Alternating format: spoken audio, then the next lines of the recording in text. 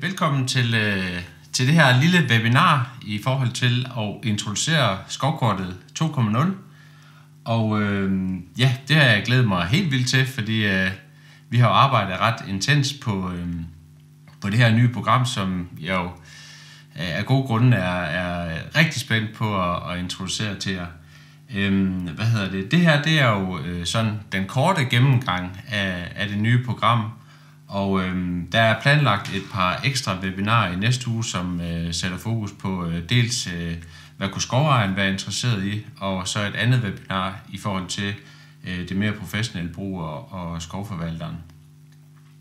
Så dem kan man også tjekke ud, hvis man har lyst til det. Jeg skal prøve at gøre det så roligt og prøve at komme så godt igennem det, uden det går alt for hurtigt. Men hvis der er noget, som man måske ikke lige fangede, mens jeg gjorde det, så kan man altid se det, fordi vi lægger optagelserne ud af webinaret, så kan man se det efterfølgende. Og man må rigtig gerne stille spørgsmål. Jeg tror, det er sådan, at man kan skrive en besked via chatten, og så vil jeg prøve at holde øje med den, og prøve at svare løbende, eller også samle op på det til sidst.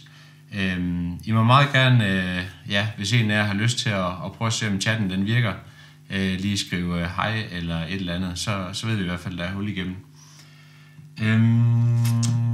Yes. Jamen, jeg tror egentlig, det var det. Tak, yes. Jeg tror egentlig, det var det, jeg vil sige indledningsvis. Og så tror jeg bare, at vi skal hoppe ud i det. Så jeg deler lige min skærm her.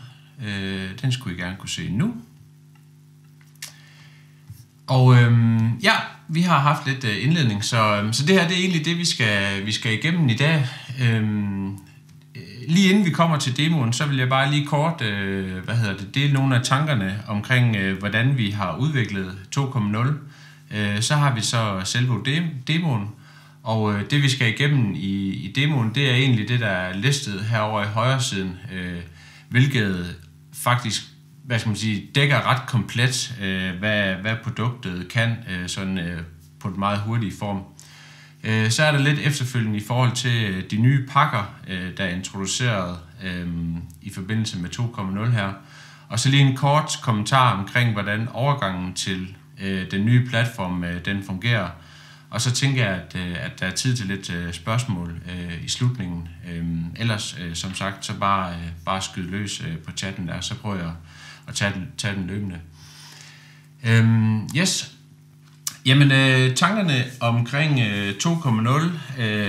Vi har jo heldigvis haft ret meget erfaring gennem vores nuværende platform, altså den platform, vi lancerede i 2019. Og vi har jo haft nogle rigtig gode dialoger med rigtig mange af jer. Så det har vi jo prøvet at tage med ind i den nye version. Så det vi ligesom har prøvet, det er at gøre programmet så simpelt som muligt.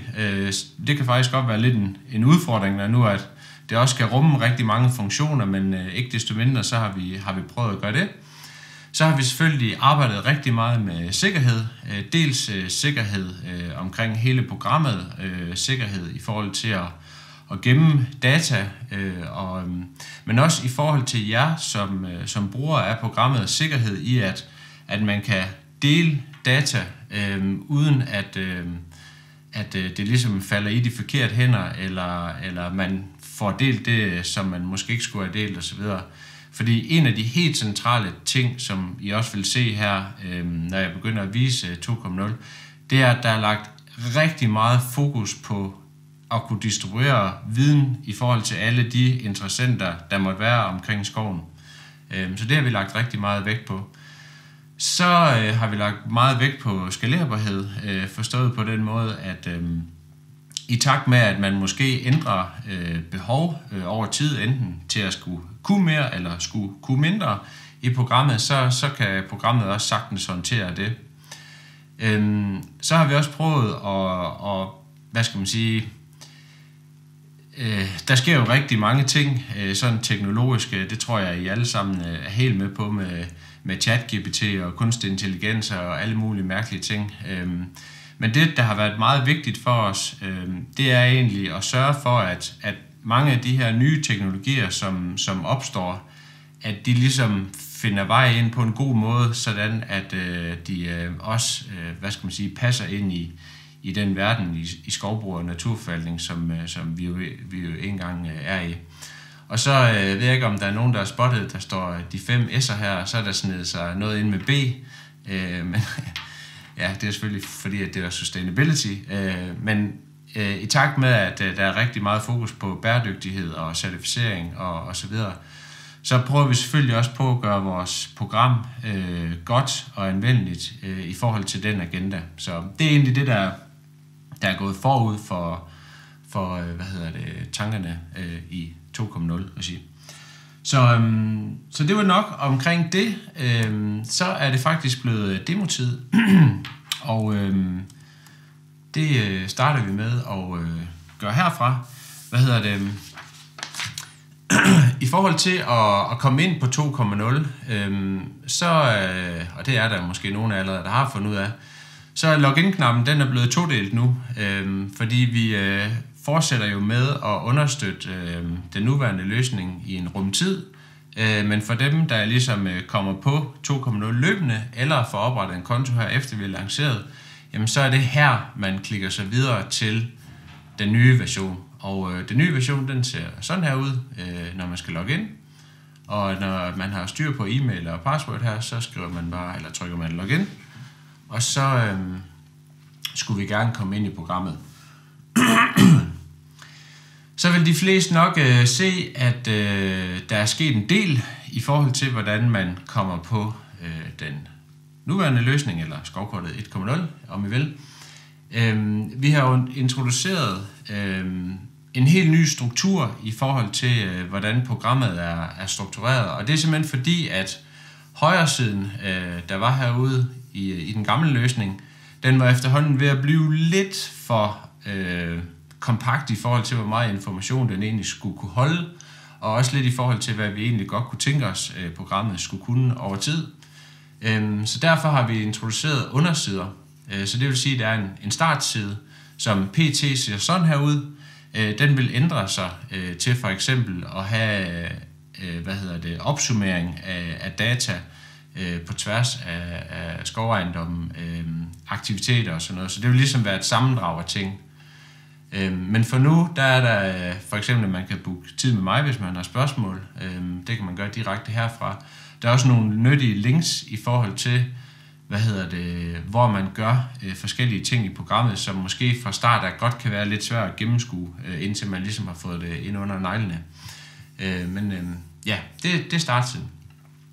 Kortsiden, den er nok det, I kender bedst. Det er sådan den primære del af selve hele skovkortet, og den er meget sammenlignelig med det, I kender fra 1.0. Så er der opgørelser. Det her, hvor man finder bevoksningslisten, og på sigt alle mulige andre opgørelser, som er relevant i forhold til det data, man har. Projekter, det er der, hvor man finder den velkendte opgavetavle fra den tidligere version, bortset fra, at det nu er struktureret i forhold til projekter, og det kommer jeg til at se meget mere til. Så kommer der en filstrukturside, hvor man kan gemme relevante dokumenter på ejendommen. Så er der selve ejendomssiden, hvor man kan se, hvorfor nogle ejendomme man er tilknyttet, når man er på programmet. Så er der team og kontakter. Det er der, man kan se de interne folk, som man har oprettet i sin virksomhed. Og nu kunne det godt lyde som om, at det var kun for folk, der ligesom har en medarbejderstab osv.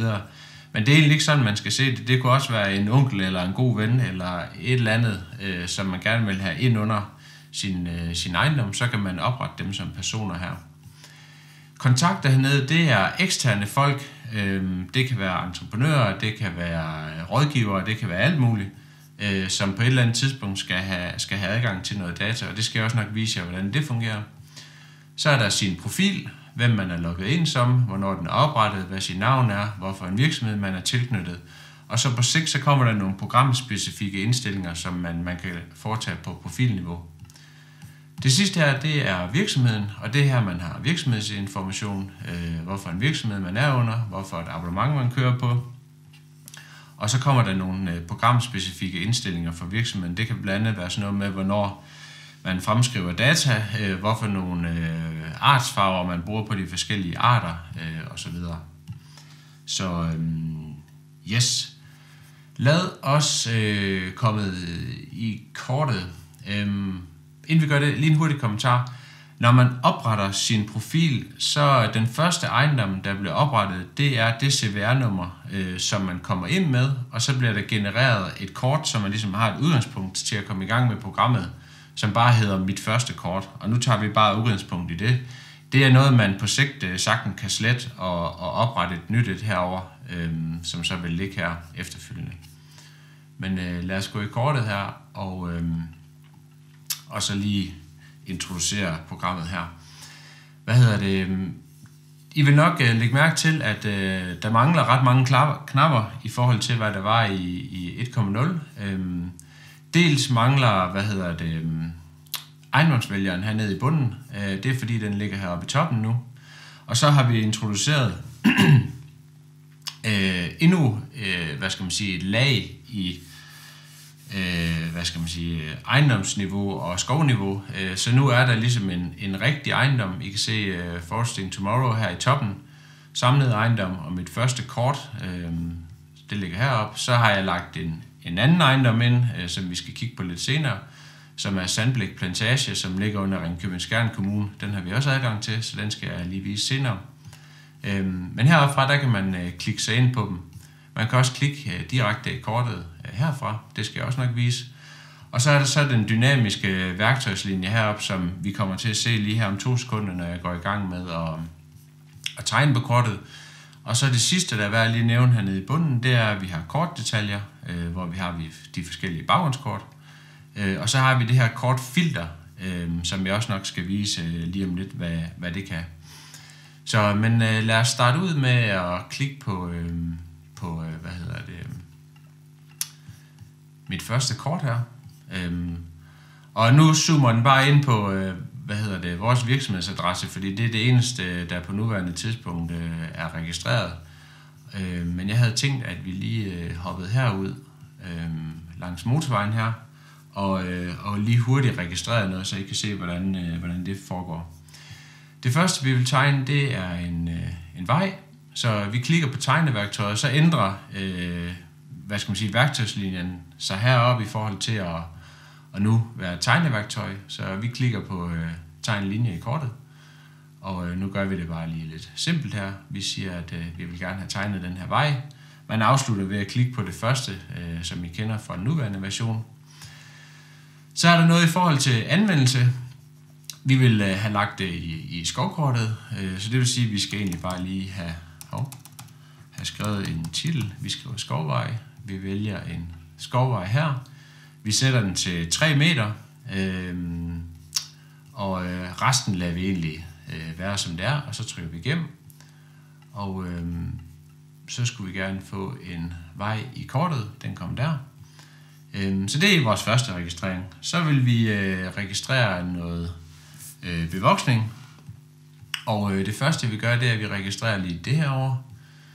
Der trykker vi på polygonet heroppe, og så siger vi, at vi leger, at det her det skal være 1 liter. Så det omkranser vi lige sådan her. Det må være fint.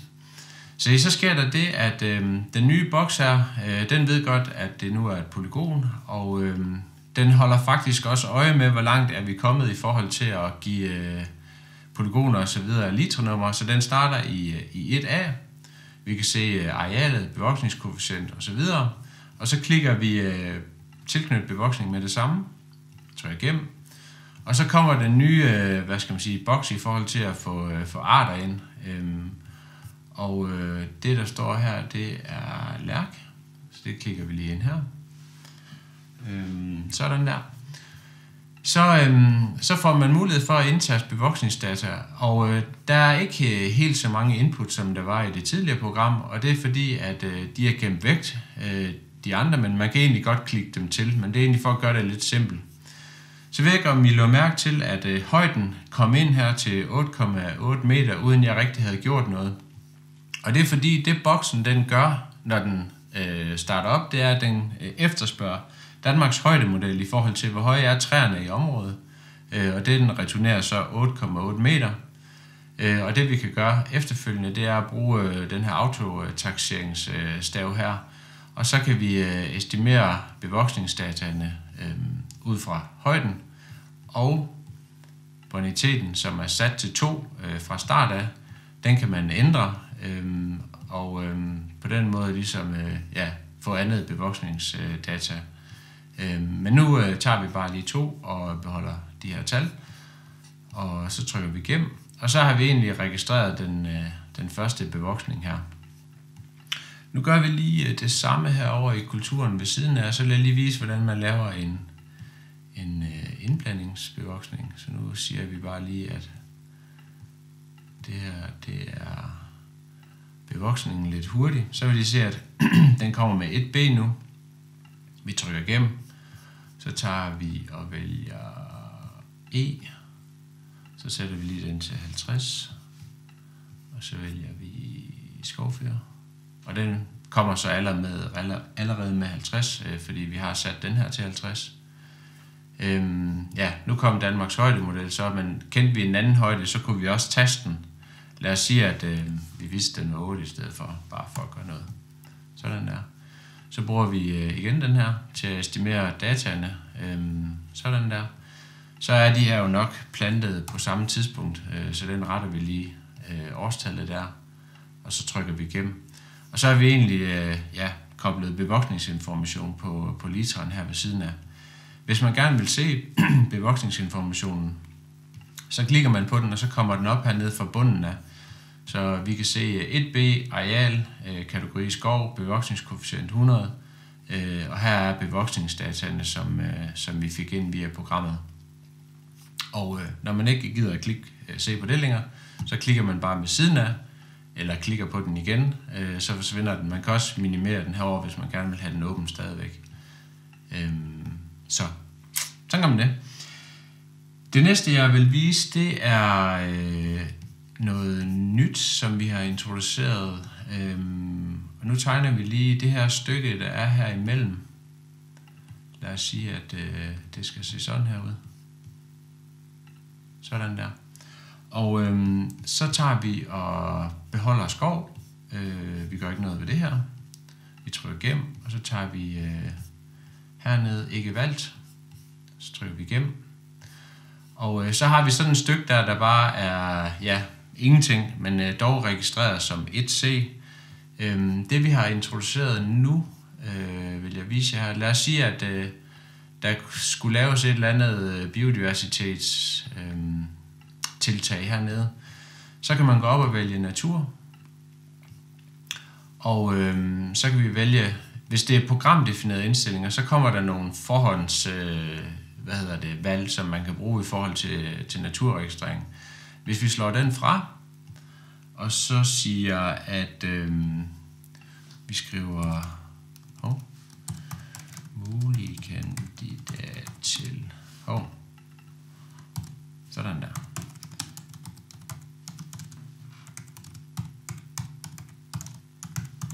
Vi skriver et eller andet helt anderledes end hvad man normalvis gør her, og skriver kandidat. Så det der sker her, det er, at jeg får lavet nogle specifikke kategorier, som er unik for den konto, man sidder og kigger på.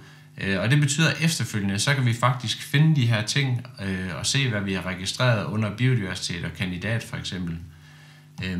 Og så har man mulighed for enten at lave en solid visning i kortet eller noget transparent. Og så giver vi det lige en farve. Lad os sige, at det skal være grå. Og så gør jeg lige den sidste ting her, det er, at jeg slår den her fra, sådan at arealet ikke er arealbærende. Fordi så er det nemlig bare en skravering ovenpå det areal, der ligger nedenunder. Men på den måde kan man ligesom have mulige tiltag eller ændringer, eller hvad end det måtte være til at ligge ovenpå på sit skovkort, som ting man vil samle op på senere. Yes. Så har vi linjer, og vi har polygoner. Så skal vi lige have punkter.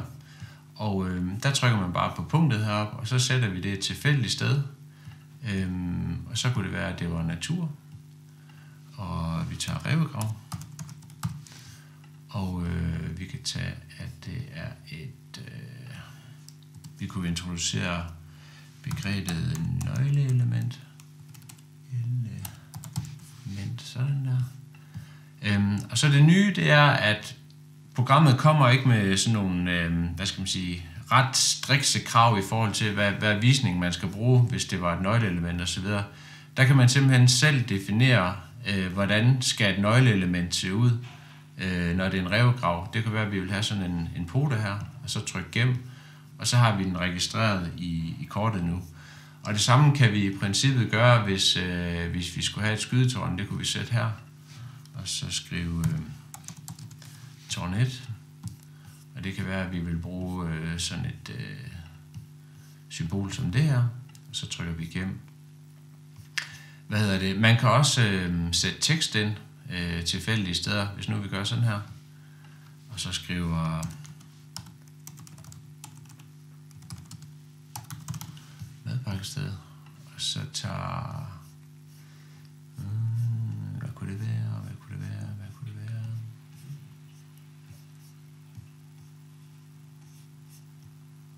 Den der. Så har vi sådan en også. Så på den måde kan man lave noget anderledes og meget mere informationsrige kort, end man kunne i det gamle program. Så nok om det. Lad os kigge på kortdetaljer og kortlag. Vi kører Google Maps, vi kunne tage landkort, vi kunne gå ned og finde matrikelkort. Sådan der. Slår vi lige det fra igen.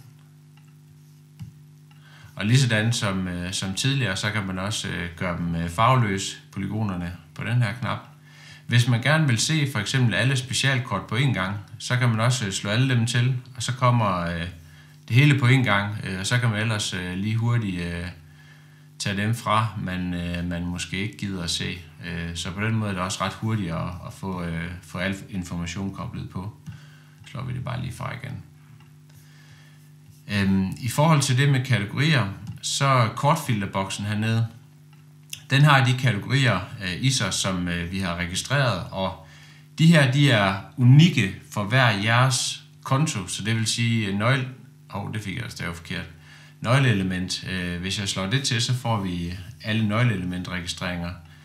Hvis jeg slår kandidat til, så kommer der den her kandidat.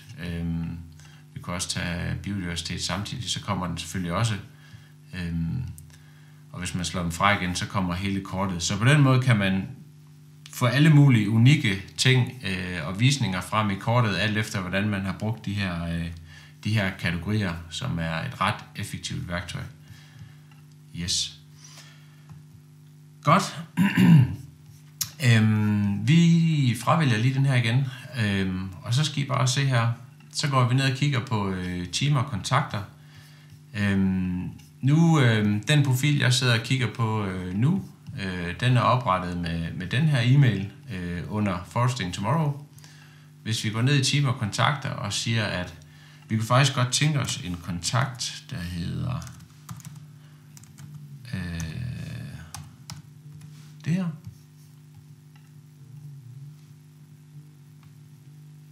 Så opretter vi en kontakt, som vi kan få adgang til lige her om 2 sekunder.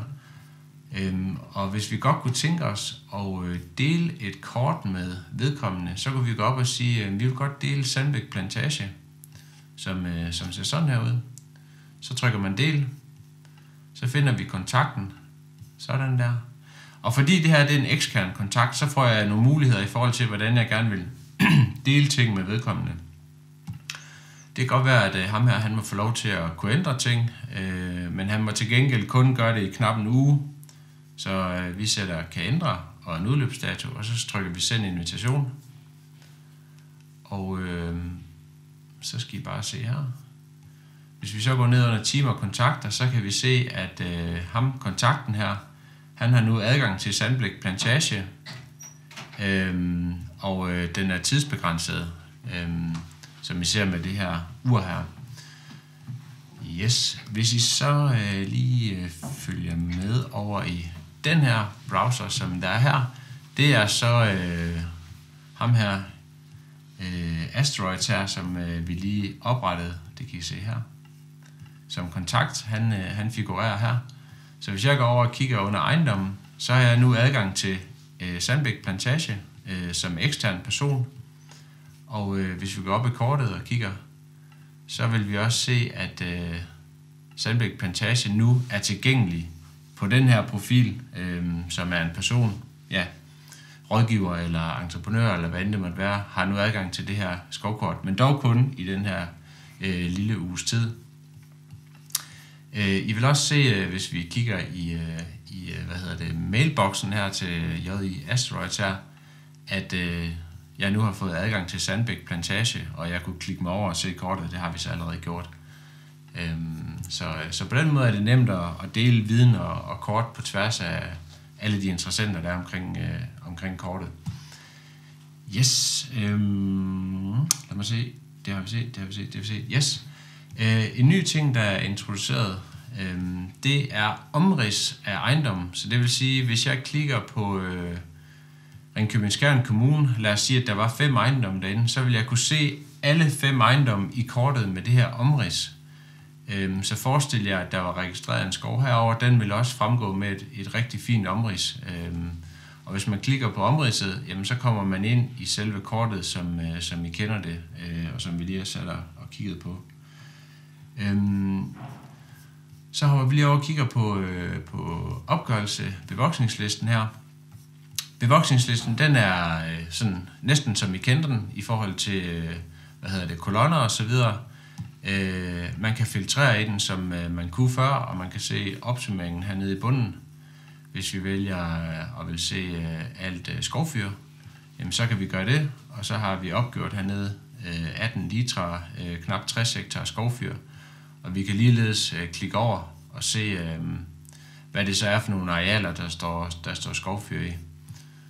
Hvis vi går tilbage til opgørelsen, og vi fravælger den her, og slår det her fra, så er det også sådan, at man kan se bevoksningsliste på tværs af ejendommen. Så det vil sige, hvis vi gerne vil se alle Foresting Tomorrows bevoksninger, og vi gerne vil se alle Ringkøbing-Skjerns bevoksninger, nu er det godt nok kun 2 skove, men ikke desto mindre, så kan man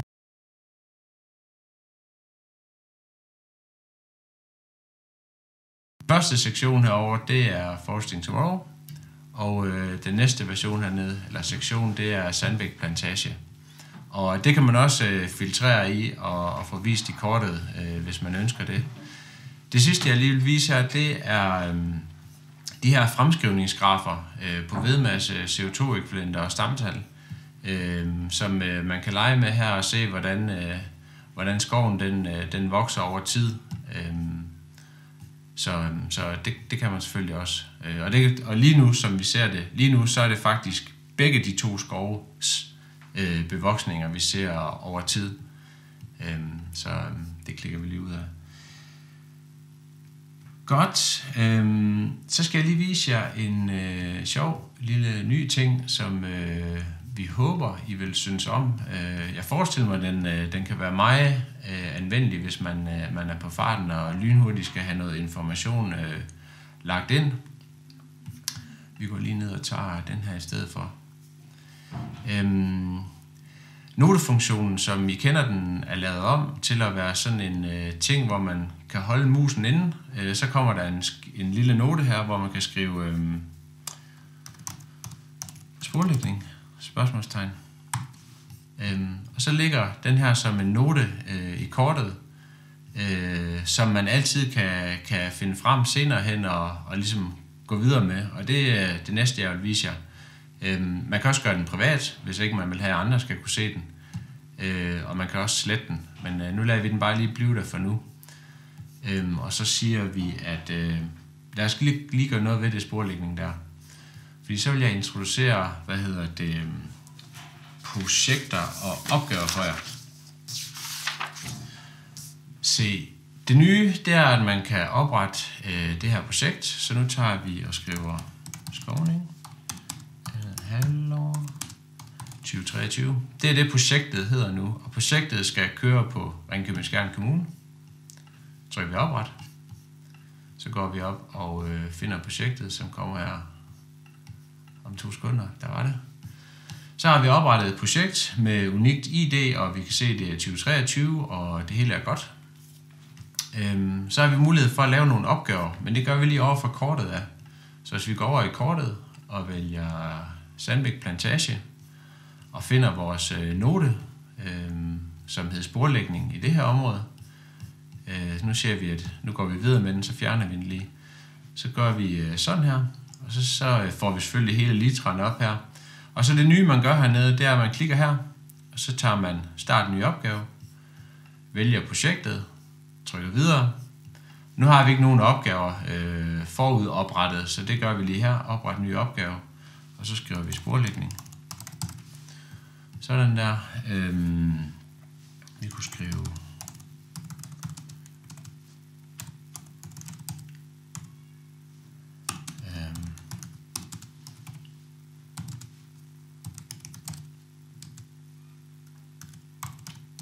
sådan noget i den her stil. Så går vi ned og kigger i vores opgavetyper hernede og skriver fældebunglægning. Sådan der. Så vælger vi en ansvarlig, og det er ham, gutten, vi oprettede her tidligere. Den skal han tage. Nu vælger vi lige ikke at overdrage opgaven med det samme, og så trykker vi opret. Så det vil sige, at hele det her areal har nu en opgave på sig. Den kom der. Og så vi vil faktisk gerne lige have det her areal med også. Så vi går ned og tager start ny opgave.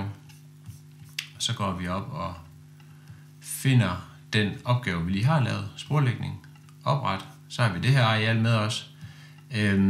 Nu er der en rovfuglrede her, og den vil vi gerne have med i opgavekortet også. Så den klikker vi lige på. Og så trykker vi hernede og tager marker som orienteringspunkt. Sporlægning, det er den opgave, den skal på. Tilføj. Så har vi den med os.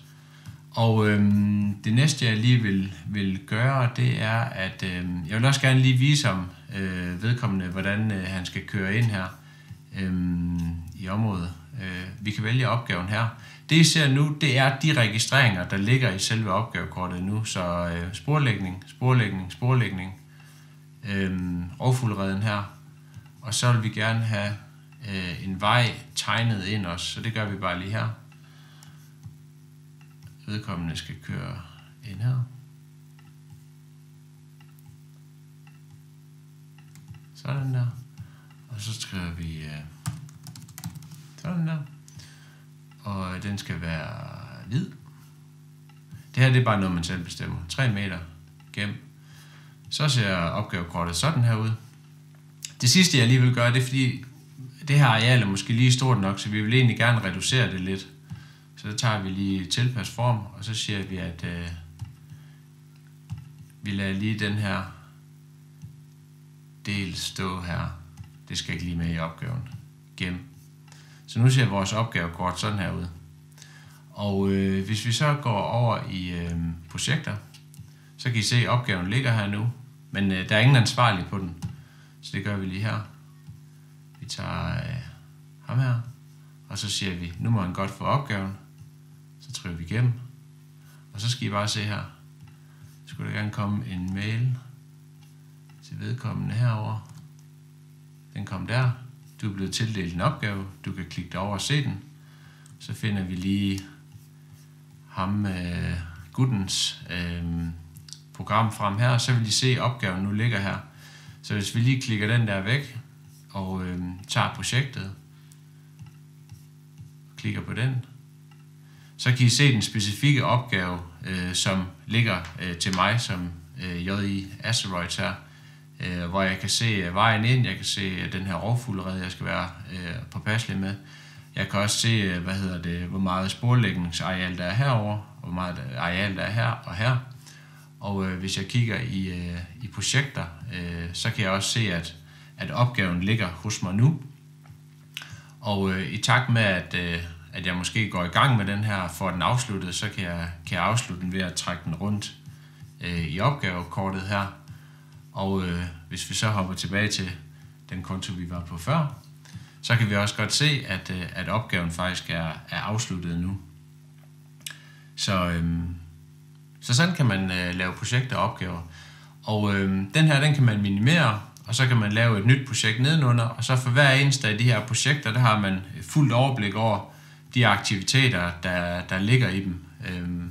Og det er så simpelt, at man bare klikker her, og det med stjerner, det er det eneste, man skal tage stilling til.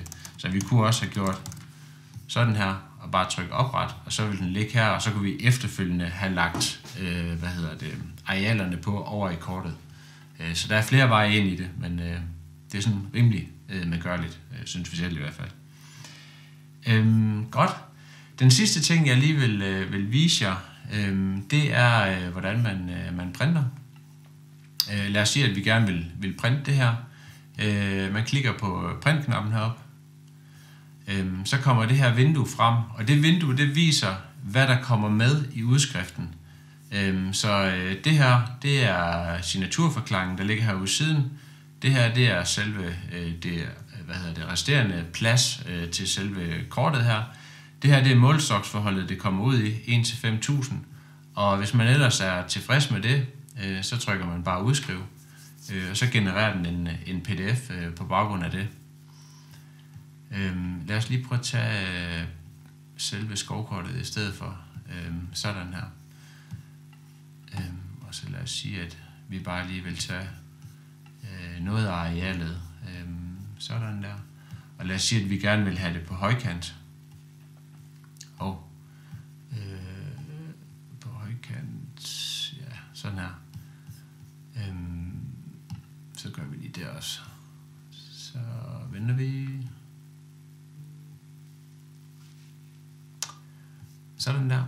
Så hiver vi lige kortet frem. Så kan I se, det var det, der kom ud. Det var sådan kortet, det stod. Og her er, signaturforklaring og så videre. Vi kan se kortnavn og ejendom og målstoksforhold og hvornår det er udskrevet og så videre.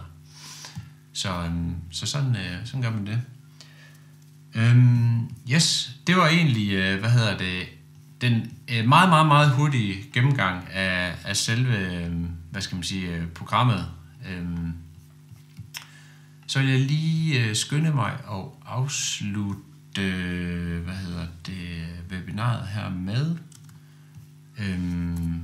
lidt hurtig information omkring de nye pakker og overgangen til 2.0 og så spørgsmål i sidste ende. Det her, det er de nye pakker, der findes. Alle pakker starter med 28 dages prøveperiode, så man kan komme ind og lege lidt med det. Den store forskel, det er, at der er egentlig ikke nogen pakker, der er forbeholdt nogen bestemte brugertype. Det er egentlig bare, hvad har man egentlig behov for. Herover er der nærmest ikke rigtig så meget bevoksningsinformation med, men man kan sagtens tegne ting i kortet. Herover kan man få bevoksningsinformation med i sin simple form. Man har et simpelt opgavemodul, man kan dele data osv., og man kan også lave interne brugere.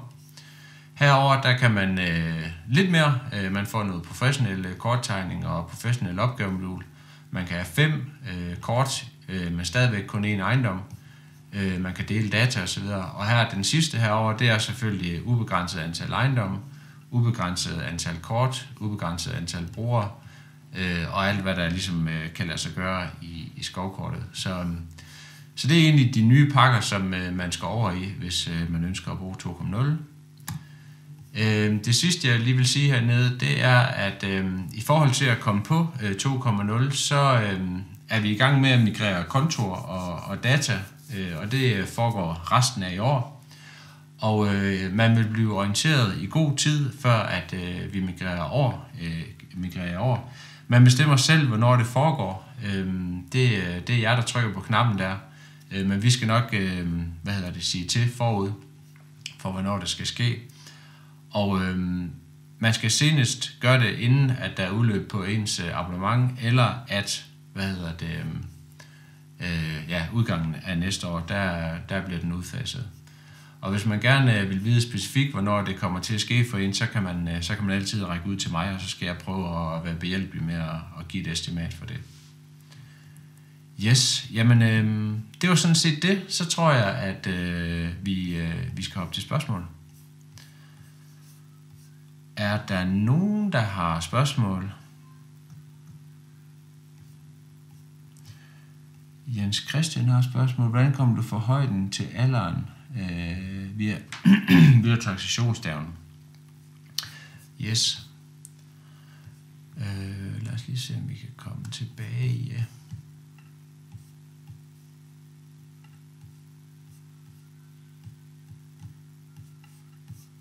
Det vi egentlig gør, nu kan vi lige registrere dig i alt her ved siden af.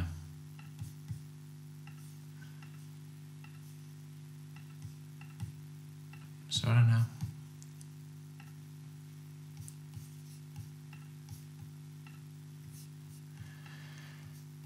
Det vi gør, det er, at vi har som udgangspunkt, bruger vi altid bonitet 2, hvis ikke man gør noget som helst anderledes. Så bonitet 2, og så har vi højden.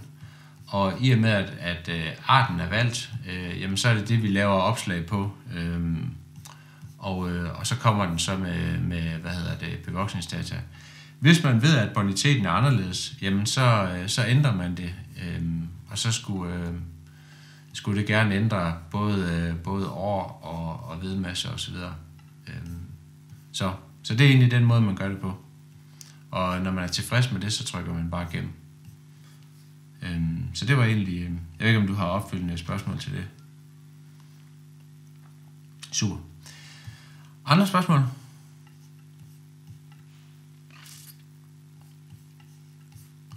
Sletter vi lige den her igen.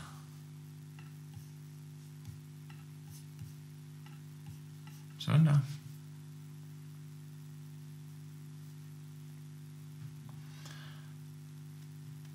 Rasmus er ved at, tror jeg, stille et spørgsmål. Vil man kunne danne PDF-versionen af opgavelisten?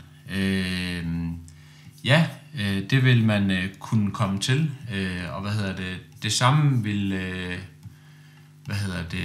det også være i forhold til, hvilken periode opgaven er lavet i, hvis man skal tilbage eller frem i tiden. Man vil også kunne registrere fremtidige opgaver op til 10 år ude i fremtiden.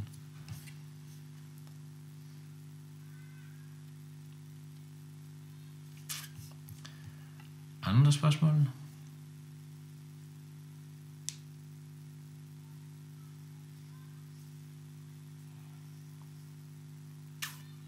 Nej. Jamen, hvis der skulle dukke spørgsmål op efterfølgende, når man har siddet og tænkt lidt på, hvad der blev gennemgået, eller at man har set videoen igen og måske kommet efter et eller andet, så skriver man selvfølgelig bare til mig eller ringer, så tager vi det. Jamen, så vil jeg bare sige tusind tak for jeres tid, og ønsker jer en rigtig god fredag og weekend, når I kommer så langt. Tak skal I have. Hej.